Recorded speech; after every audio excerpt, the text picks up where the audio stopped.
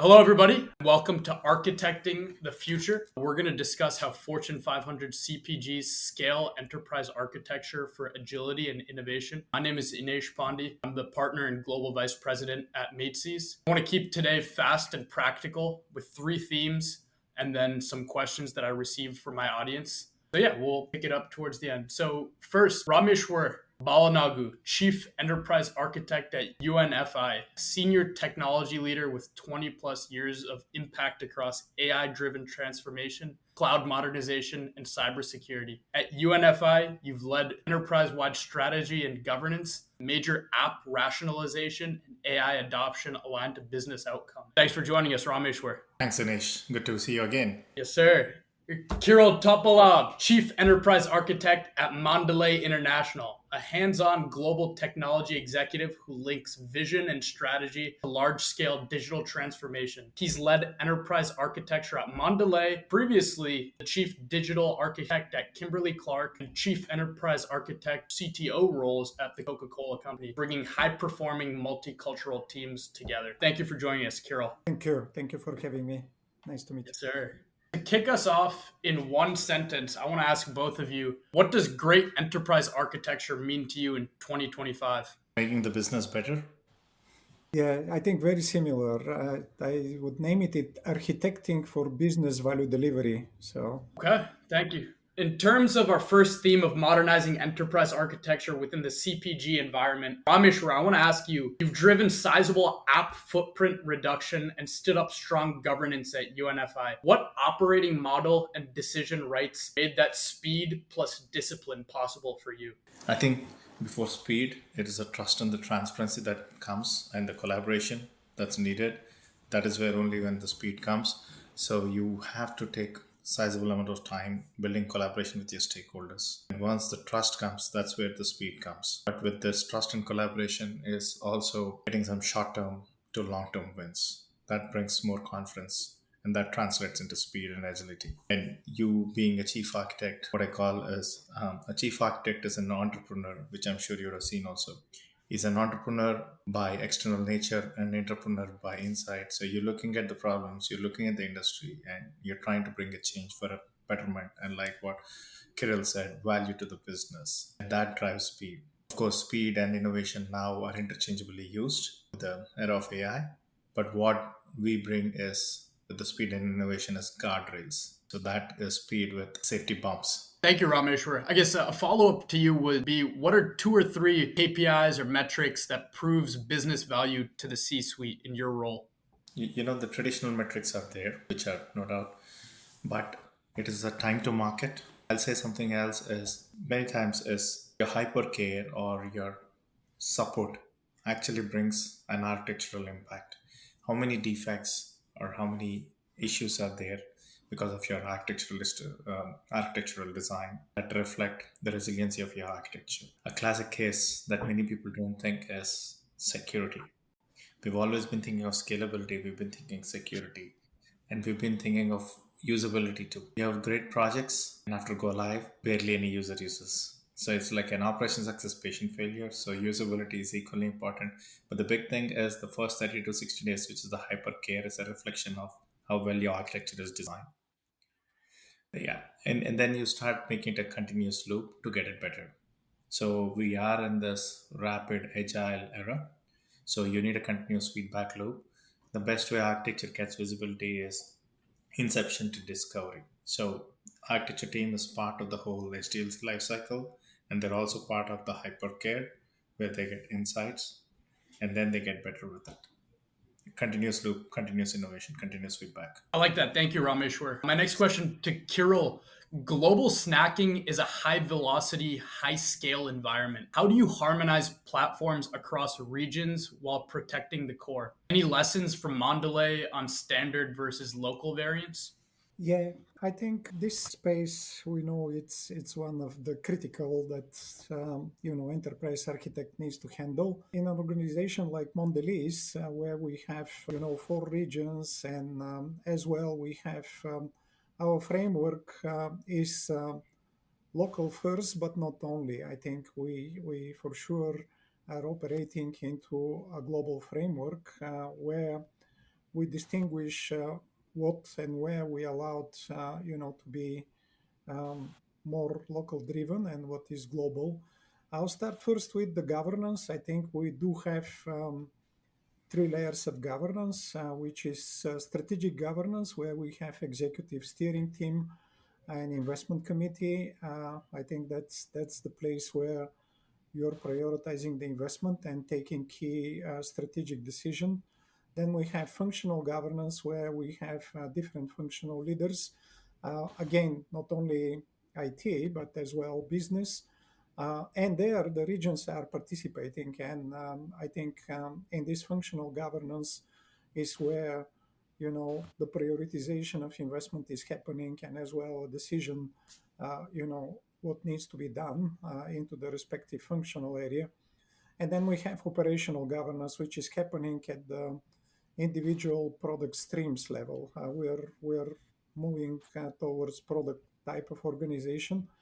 And of course, we have architecture review board as part of the governance, which is approving, significant architectural changes, which are either introducing totally new application or introducing totally new architecture pattern. Uh, Below this, we try to empower that every team has their own decision rights if they're within defined framework. And the framework we define is two folds. I think we have one is we name it as common as possible, and then the other one is as different as needed. And I think in as common as possible, we are defining, some of the global platforms which are standard across. Then we have end user solution which are as well standard across. Um, we have as well some product elements which are related to functions, which like supply chain, finance, STP, and legal. These are also as common as possible. And then we have freedom in a framework when it comes to execution on the market, when it comes to marketing, sales, and e-commerce. There we have the so-called A done or as different as needed. And of course, we have to care about heritage and something that is old and backlog. And we have some exceptions. Primarily, exceptions are regulatory driven or statutory driven. But again, as common as possible, as different as needed, and we have a clear framework what is fitting where. And the important is the engagement into the decision of the business together with the region on the functional and then on the steering team part. Thank you, Kiril. Yeah, I think that's a theme that I've heard time and time again. It's the global template and then hyper focus on the More or localization as you less. move forward. Yeah. My follow-up question would be is like what's one modernization bet that you do not want to make again? Yeah, I think modernization without a clear migration path for the users. I think definitely this is leading to not good outcome, and as well not good adoption issues. I think adoption is falling apart if you don't ensure clear migration path for the users. Okay. So yeah, moving on to our second theme, data, AI, and cloud. Rameshwar, you've been vocal on agentic AI, non-human identities, everything in the AI spectrum. How are you evolving enterprise architecture to secure AI workloads, identity, data lineage, model risk without slowing down your team? I've been vocal on AI along with guardrails. The guardrails is the governance, data governance, cybersecurity. So, as a consumer, I love AI, but as a chief architect, I come with guardrails. So, I've been vocal of what happens. I've been vocal of business continuity, cyber risk insurance. So, and this is what I keep telling people. There are different phases of AI. Um, and I just had a very interesting lunch conversation with some chief AI officers also.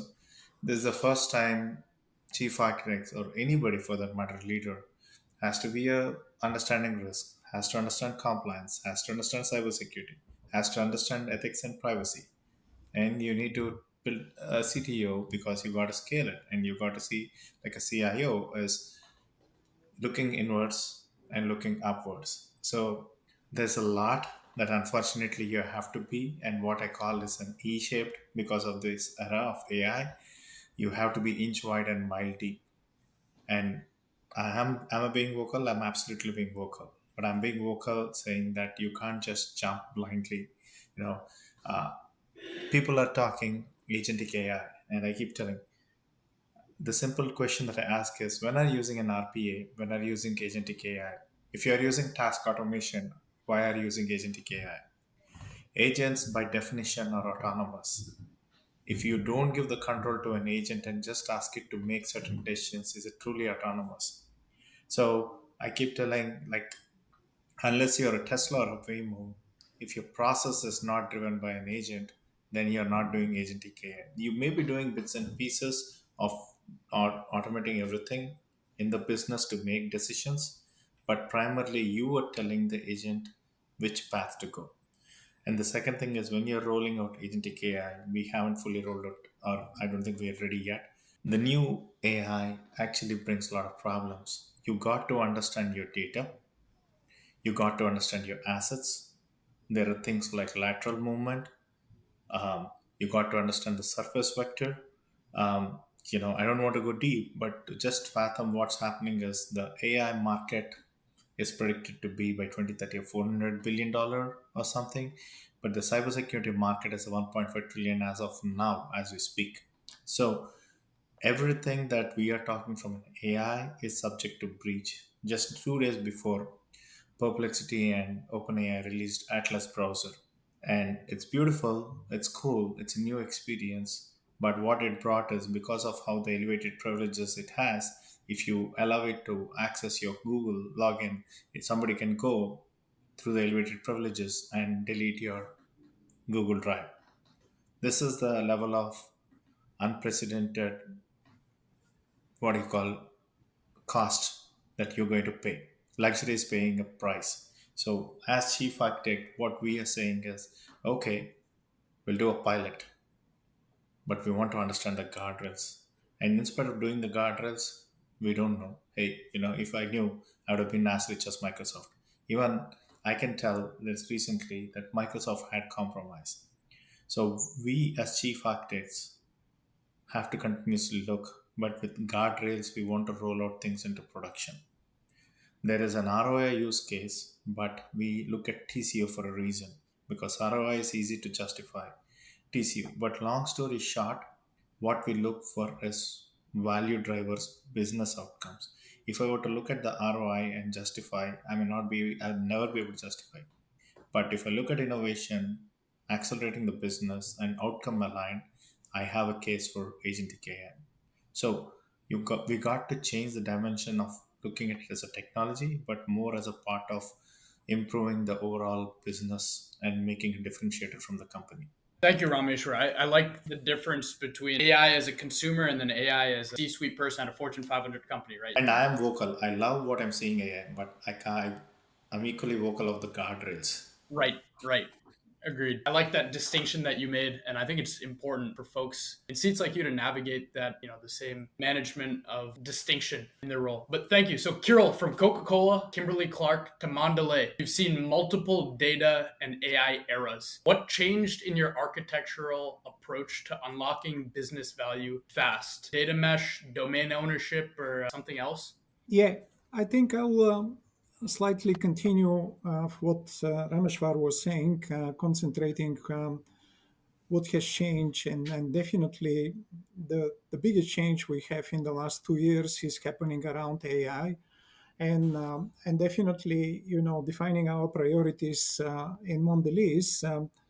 We consider AI first as one of our key priority.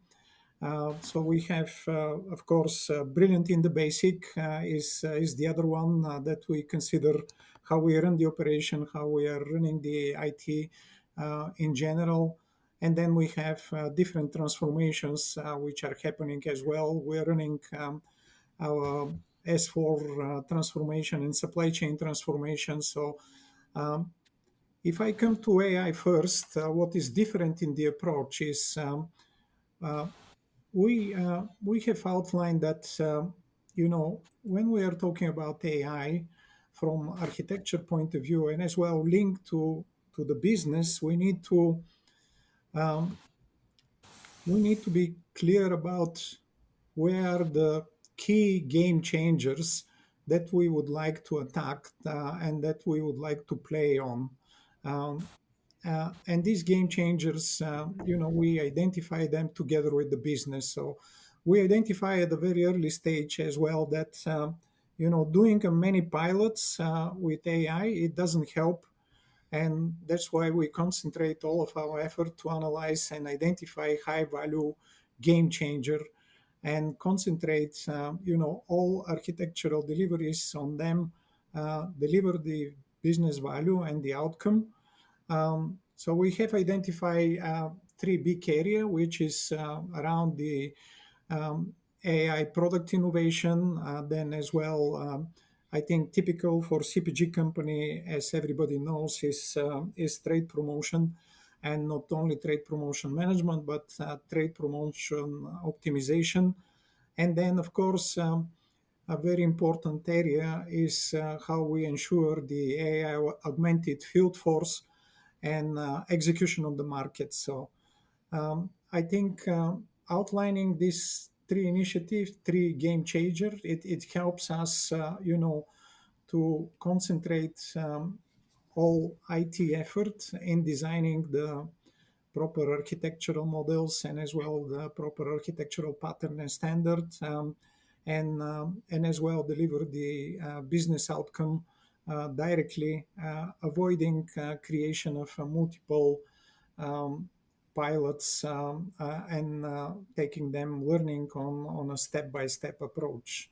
Thank you, Kiril. My follow up question to both of you will be: is there one pragmatic step that any large CPG company can take today where in the next 90 days they can showcase a more AI ready business? Yeah, from my side is, don't do pilots, identify the game changer use cases, and then concentrate on delivering them with excellence. I think that's the important.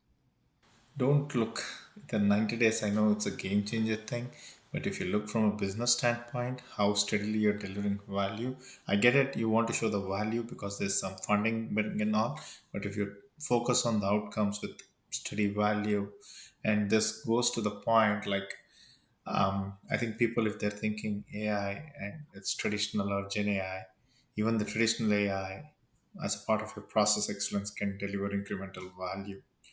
So I agree what Kiril is saying is if you focus on the long term but delivering traditional values, I know everybody's saying AI, but if you're looking at HDKI, there is still the traditional AI that still gives success. Time series still works, forecasting still works, statistics still work. So don't just think of the fancy tool, think of a tool that will help deliver value and overlay with the new technologies. Thank you both. So, my next theme is going to be about leadership, talent, and the future of enterprise architecture.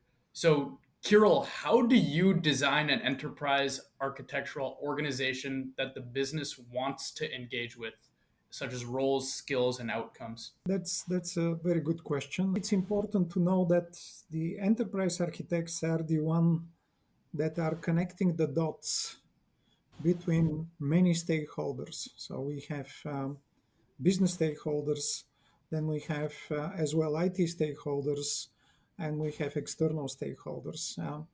And an enterprise architect,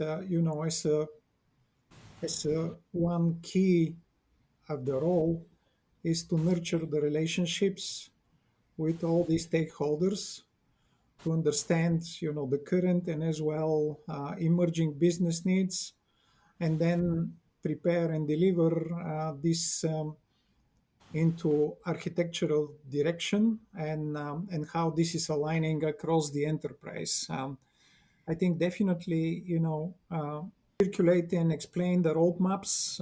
I think that's very important, and product oriented identification. I think we in Mondelez we are moving towards product operating model, and for us, enterprise architects are playing a key role into this product operating model, translating the uh, enterprise architecture to a product solution architecture. And in terms of the typical skills, they're definitely functional skills, and there are technical skills like strategic technology trend identification and as well technology selection, but also I think understanding of the technical architecture in terms of infrastructure, integration, automation, and various elements that you use across the organization. So, in general, again, it's connecting the dots, is the guardian of the architecture across the products and as well across the business community. And the important part is that the driving factor for the enterprise architect activities is the business value delivery and the business architecture connected with this. Thank you, Kiril. Rameshwar, you've emphasized grooming emerging leaders. What's your playbook for developing EA talent that's commercially aware, not just technically strong? First thing is we are in age like because of AI, you can ask everything. We need to understand business first. That is what is the most important thing. And then you can overlay with obviously with the technology in today's company, technology company is a business, IT is business, business is IT, it's no more separate. So but the key is for being a successful architect is understanding the business. How well do you understand the business and how well do you understand your stakeholders? Part of this is once you understand your stakeholder, you're able to solve not everything, but a part of the hunger, the problem that they have using technological lens. That's where you as a leader go successful and you can groom leaders also. But long story short, these two are the core. You can talk of frameworks, they'll run away. What you want to talk is the language of business. But what you want to talk to them is as a go-to person who can solve their problems. This is what the leaders in EA have to be. Unfortunately now, earlier in the world of enterprise architecture, we had um, business data applications technology. Security was not much included. Now security is part of it. Now we also need to include sustainability, and perhaps there's something else. Is the ethics part of it, which also needs to be part of it. AI is pervasive.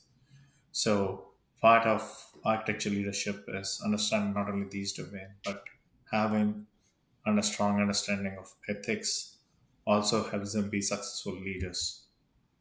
Thank you, Rameshwar. To both of you, what's one behavior you reward that reliably raises architectural quality amongst your team?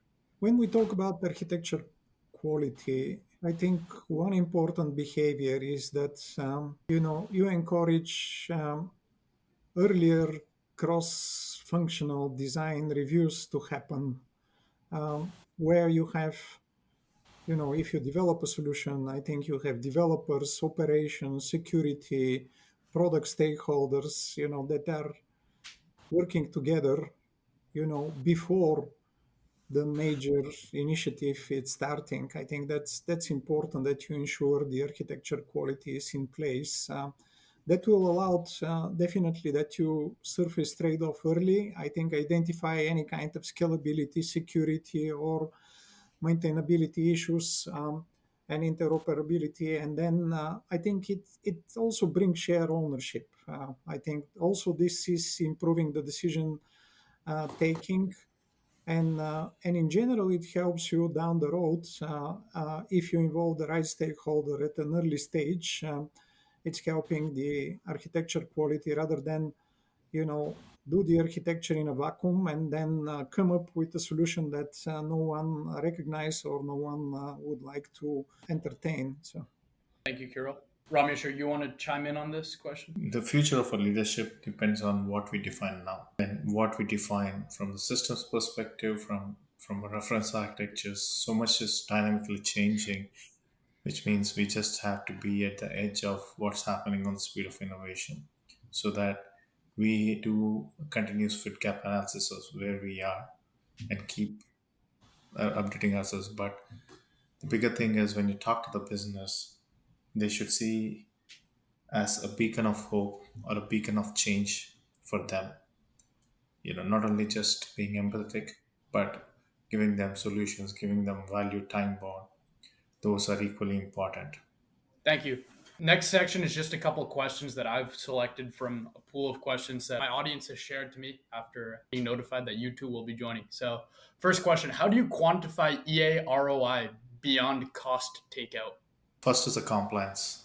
That's a big thing that you can show immediately how compliant you are. And second thing is given AI, thanks to AI, there are a lot of audits happening. Even you get audits from a third party and internal. EA, when it becomes a part of the SDLC process and when you put the gates, your audit becomes a lot easier because you have all the artifacts needed for the audits. And audit, everybody who knows it is audit and compliance. The other thing is really what I am looking at is besides people talk of customer satisfaction and all. What I look at is how many bugs we're creating, like DORA metrics, like how many architectural defects we are getting. Was the issue because of an architectural defect or a solution of bug? Like it's a security issue, really, we may or we may not, but how many architectural defects are we getting it? That's an area that we're getting. Customer satisfaction, NPS is all there, but really your metrics are much more valuable when they're aligned to the releases, to the project metrics. So these are some of the things that we've added in addition to the regular ones. And we actually are using something like an OKR strategy. So when you use the OKR strategy or a goal, how are you as EA contributing to those goals? So you have measured outcomes. Yeah, no, definitely. Compliance is very key. Navigating audits is kind of a make or break for a lot of folks in the shoes that you guys sit in. My next question: what's your zero trust baseline for multi-cloud CPG? Man, that's a broad brush, man. That's a pretty big question. Yeah. Yes, it is. Even though it's a one-line question, when you say zero trust, you can go for civilizations. I think it's a broader. There's a lot of elements to consider, but the important is that you define your foundational principles, and I think they're common across. I think never trust, always verify. I think that's you are consider every user, device, workload. I think it has to be authenticated and it has to be continuously authorized. Then assume that the breach are happening. So I think design in a way that you have, if you have a problem in one component, then it doesn't affect everything. And then, of course, is microsegmentation and I think data, I think classify and data protection. And then I think it goes the standard things like identity and access management, device and workload security, and then network data protection, then um, visibility across analytics, and definitely it's connected with the governance and the operating model as well. How you do the continuous verification, how you do third party supplier risk management, and as well how you secure the DevSecOps pipelines. Yeah. Thank you. I know I didn't give you a chance to answer my previous question. Kiril, did you want to touch base on how you quantify EA ROI beyond the cost takeout? Yeah, yeah. I would like to add some things which Rameshwar was saying. It's definitely we have the time to market. I think introducing architectural patterns in the organization, and I think we're having it in every domain. Agreed architectural patterns. Definitely, it's helping you to um, do things faster when it comes to repetitions and then plug these architectural patterns into your architectural design. That's one thing.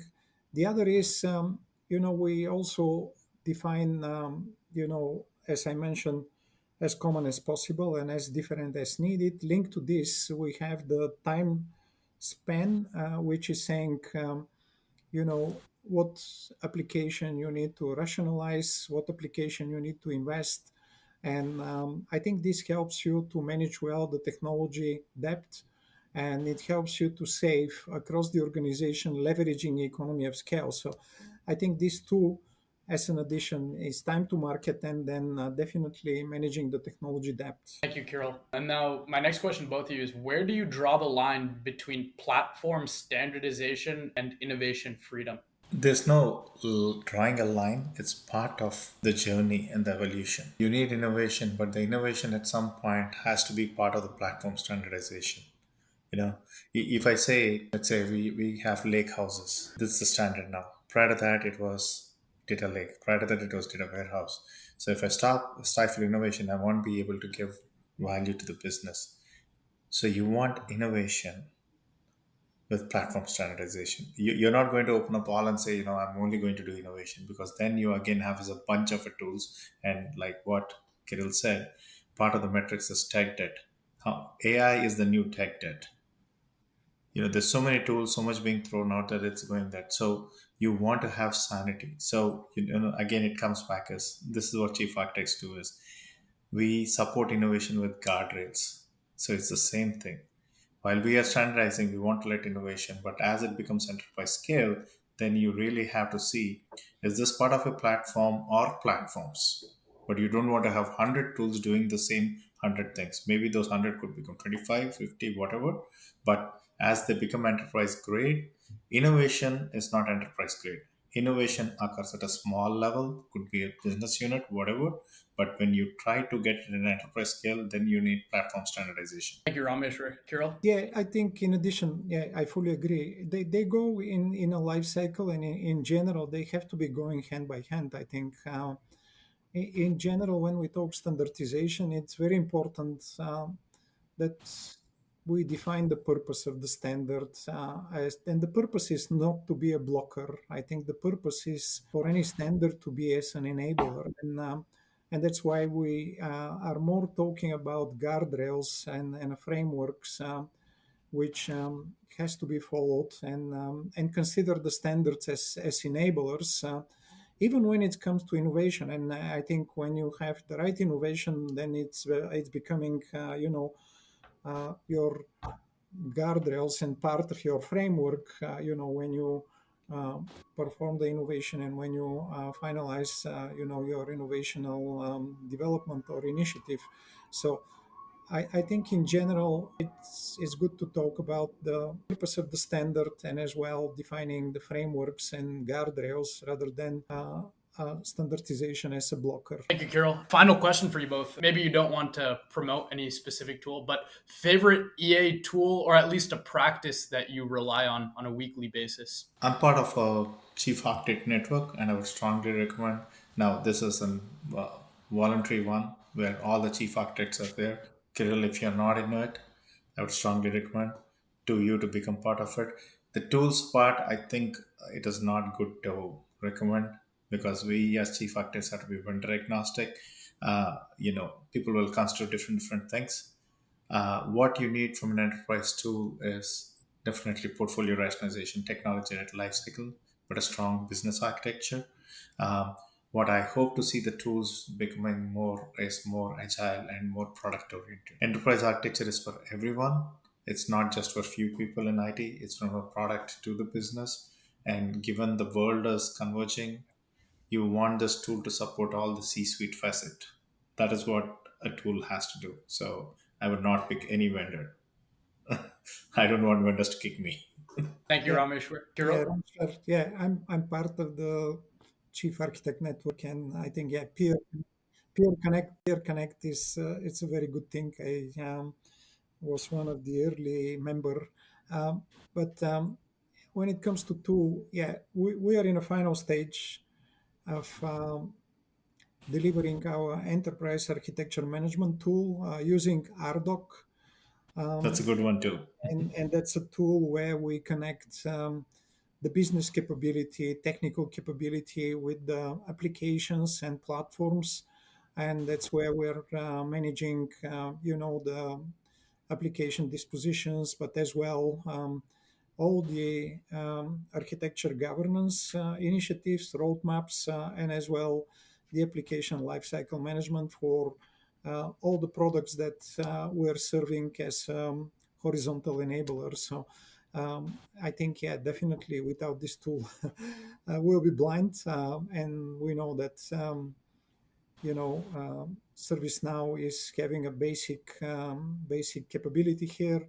That's why I think RDoc is a much better fit platform for what we need, to do our job properly.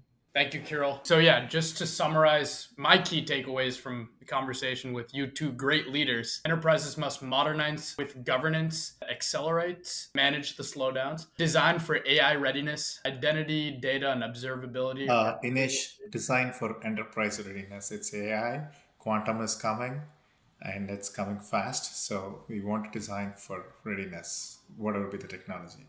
Design for readiness. And then the one to take home is build EA as a business function, talent, culture, and measurable outcomes. So yeah, huge thank you to Rameshwar and Kiril and to all of you folks at home who watched. Connect with Rameshwar and Kiril on LinkedIn. This video will reach a large audience. So thank you guys for joining. Thank you. Thank you, guys.